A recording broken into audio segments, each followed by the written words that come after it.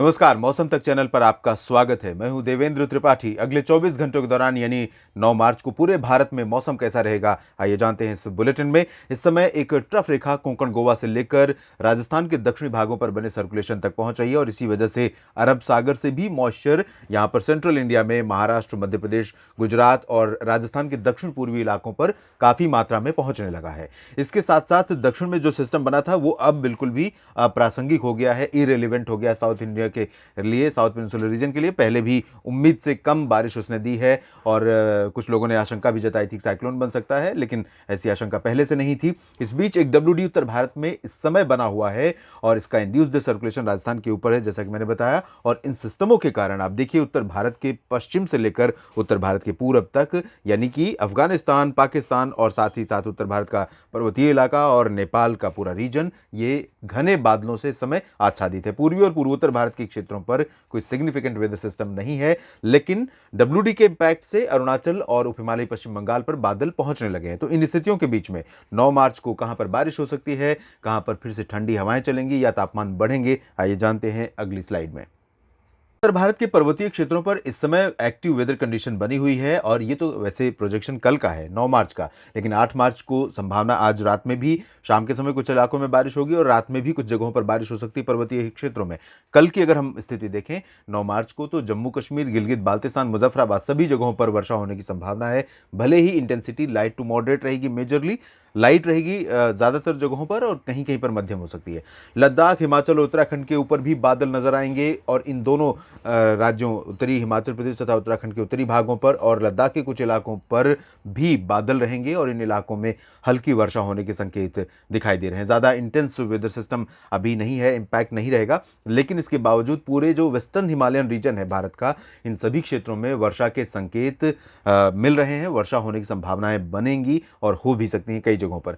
Planes में अगर स्थिति देखें तो राजस्थान के ऊपर तो काफ़ी एक्टिव वेदर कंडीशन है पूर्वी क्षेत्रों में, लेकिन पंजाब, हरियाणा, दिल्ली और वेस्ट उत्तर प्रदेश की हम बात करें तो इन भागों पर भी थोड़ी बहुत हवाएं अरब सागर और बंगाल की खाड़ी की तरफ से जो दिशा से आ रही हैं मॉइस्चर लेकर, वो हवाएं पहुंच रही। तो इससे उम्मीद कर सकते हैं आप कि पंजाब पर भी दक्षिणी पूर्वी इलाकों में और हिसार से लेकर चरखी दादरी, झज्जर और रेवाड़ी, महेंद्रगढ़, पलवल, नूह के बीच में, मेवात के बीच में जो ये दक्षिणी हिस्सा है, इन भागों पर कहीं कहीं बादल गरज सकते हैं और गर्जना तथा आंधी के साथ लाइट रेन या बूंदाबांदी हो सकती है। हवाएं, हो सकता है कि आंधी आ जाए और उसके बाद मौसम साफ हो जाए। इस तरह की कंडीशन आपको यहाँ पर गौतम बुद्ध नगर, बुलंदशहर से लेकर बदायूं और आगरा, अलीगढ़, मथुरा के बीच में भी देखने को मिल सकती है। उत्तरी पंजाब, उत्तरी हरियाणा और उत्तर प्रदेश के पश्चिमी भागों, उत्तर पश्चिमी भागों में मेनली ड्राई वेदर रहेगा। इसी तरह से राजस्थान में आप यहाँ देखें तो पूरा का पूरा रीजन क्लियर और ड्राई नज़र आ रहा है, लेकिन क्योंकि मॉइस्चर यहाँ पर काफ़ी अभी है और अनुमान ये है कि 9 मार्च को भी रहेगा, तो इसकी वजह से चूरू से लेकर ये जो जालौर, जोधपुर के बीच का हिस्सा है, ये वाला पोर्शन अजमेर के क्षेत्रों के साथ साथ सटा हुआ, इन भागों में कहीं कहीं पर हल्की वर्षा और धूलभरी आंधी के साथ प्री मानसून जैसी गतिविधियां जो होती हैं, प्री मानसून हलचलें होती हैं, इस तरह की हलचलें यहाँ पर देखने को मिल सकती हैं। पूर्वी राजस्थान में सवाई माधोपुर और कोटा में कुछ स्थानों पर मध्यम बौछारें भी गिर सकती हैं, लेकिन माफ कीजिएगा, हैवी रेन के संकेत फिलहाल नहीं है। अलवर और जयपुर, भरतपुर, झुंझुनू समेत उत्तरी इलाकों में और उदयपुर, डूंगरपुर, जालौर, सिरोही, प्रतापगढ़, भीलवाड़ा में ये वाला जो पोर्शन है, इन भागों पर भी बूंदाबांदी की संभावना, आंधी, गर्जना, लाइटनिंग की संभावना यहाँ पर रहेगी।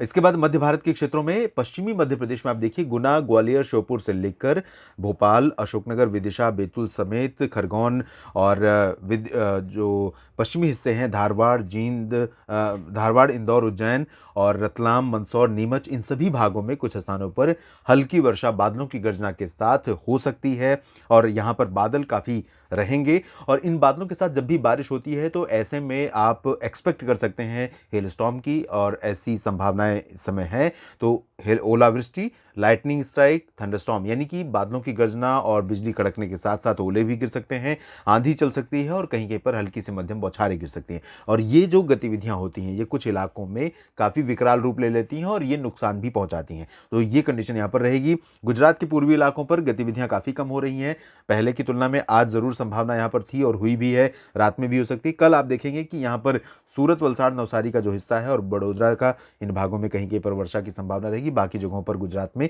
ड्राई वेदर रहेगा। पूर्वी मध्य प्रदेश में मेजरली ड्राई वेदर रहेगा। हालांकि टीकमगढ़ और सागर, सतना, ये वाला जो हिस्सा है, ये बादल क्योंकि मूवमेंट इस तरह से रहेगा, तो ऐसे में कुछ इलाके ऐसे हो सकते हैं जो यहाँ पर भी प्रभावित हो सकते हैं। अगर ये बादल यहाँ पर गरज कर अपनी एनर्जी लूज कर जाएंगे, अपना सारा जो इंटेंसिटी है वो खत्म कर जाएंगे, तो यहाँ पर ज़रूर गतिविधियाँ नहीं होंगी। लेकिन अगर यहाँ पर मूवमेंट में गतिविधियाँ यहाँ पर ज़्यादा नहीं हुई, तो मूवमेंट होते होते जब यहाँ बादल पहुँचेंगे तो ये वाला पोर्शन खजुराहो, पन्ना, सागर, इन इलाकों का मौसम प्रभावित हो सकता है। और इसी तरह से झांसी समेत कानपुर का जो ये वाला पोर्शन है उत्तर प्रदेश का और फतेहपुर का, इन भागों में महोबा, लखीमपुर, जो उत्तरी दक्षिणी इलाका है, इन भागों में कुछ स्थानों पर वर्षा हो सकती है।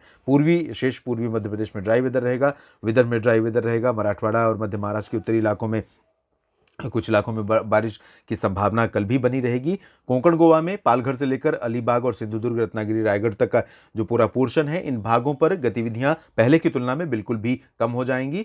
हालांकि एक दो जगहों पर नवी मुंबई समेत जो मुंबई का उपनगरीय क्षेत्र है, पूर्वी वाला, पुणे से सटा हुआ, इन भागों में और नासिक से सटा हुआ, इन भागों में कहीं कहीं पर हल्की फुल्की बारिश हो सकती है। नांदेड़ समेत अकोला, वर्धा, यवतमाल, चंद्रपुर, गढ़चिरौली, नागपुर, ये वाला विदर्भ का क्षेत्र ड्राई रहेगा। छत्तीसगढ़ और ओडिशा में पहले की तरह शुष्क मौसम रहेगा। यहाँ उत्तरी दिशा की हवाएं चल सकती हैं, तापमान में थोड़ी गिरावट उत्तरी ओडिशा, उत्तरी छत्तीसगढ़ में देखने को मिल सकती है। तेलंगाना और आंध्र प्रदेश के तमाम इलाकों में, उत्तरी दक्षिणी आंतरिक कर्नाटक, तटीय कर्नाटक, केरल और तमिलनाडु में भी ड्राई वेदर रहेगा। तेलंगाना, ये नेल्लोर से लेकर के ये वाला जो पोर्शन है तमिलनाडु का, इन भागों में और पुदुचेरी में पूर्वी दिशा की हवाएं काफ़ी तेज़ चलती रहेंगी। लेकिन इन हवाओं के बावजूद ये हवाएं क्लियरली निकल जाएंगी, कोई बैरियर नहीं रहेगा। इस वजह से यहाँ पर क्लाउड डेवलपमेंट होने की संभावनाएं अभी फिलहाल नजर नहीं आ रही। लक्षद्वीप में आइसोलेटेड रेन हो सकती है। पूर्वी भारत की तरफ चलें, इससे पहले अंडमान की बात कर लें तो यहाँ पर काफ़ी अच्छी बारिश हो रही है और आगे भी जारी रहेगी। और हमने कल भी जिक्र किया था कि अंडमान व निकोबार द्वीप समूह ही भारत का एकमात्र केंद्र शासित प्रदेश या राज्यों में से एकमात्र क्षेत्र है जहाँ पर सामान्य से अधिक वर्षा रिकॉर्ड की गई है। बाकी जगहों पर डेफिशिएंसी है पूरे भारत में। बिहार, झारखंड, पश्चिम बंगाल के गंगेय क्षेत्रों, हिमालयी भागों, पूर्वी उत्तर प्रदेश और पूर्वोत्तर भारत के तमाम इलाकों में ड्राई और शुष्क मौसम बना रहेगा। और पश्चिमी दिशा की हवाएं चलने के कारण पूर्वी उत्तर प्रदेश के क्षेत्रों में लखनऊ, कानपुर समेत अयोध्या और वाराणसी, गोरखपुर तक तापमान गिरेंगे। मौसम सुबह और रात के समय काफ़ी अच्छा रहेगा, ठंडा रहेगा थोड़ा। दिन में भी प्लेजेंट मौसम यहाँ पर हो सकता है। बिहार, झारखंड में भी इसी तरह की मौसम संभावना नजर आ रही है। इस बुलेटिन में फिलहाल इतना ही। अब बने रहिएगा मौसम तक चैनल के साथ। धन्यवाद।